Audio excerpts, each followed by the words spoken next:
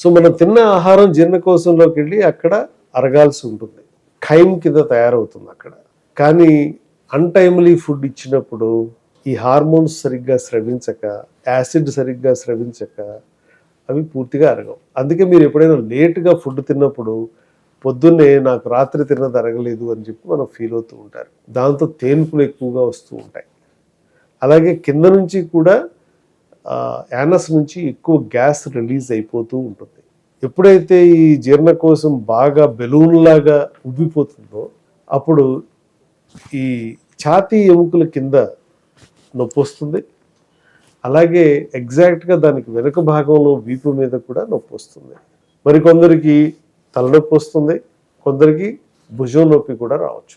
So ఈ భుజం నొప్పి వచ్చినప్పుడు ఎప్పుడైతే ఈ ఉబ్బిపోయినటువంటి జీర్ణకోశం డయాఫ్రమ్కి టచ్ అయినప్పుడు ఫ్రెనిక్ నర్వ్ అనేటువంటిది ఇన్నర్వేట్ అయ్యి ఈ ఎడమ చేతికి కూడా నొప్పి వచ్చినట్టు అనిపిస్తుంది. కానీ ఈ నొప్పి ఎల్బో దాటదు.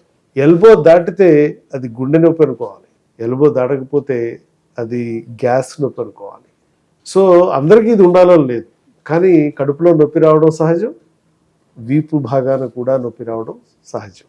సో దీన్ని గ్యాస్ నొప్పిగా మనం పరిగణించవచ్చు.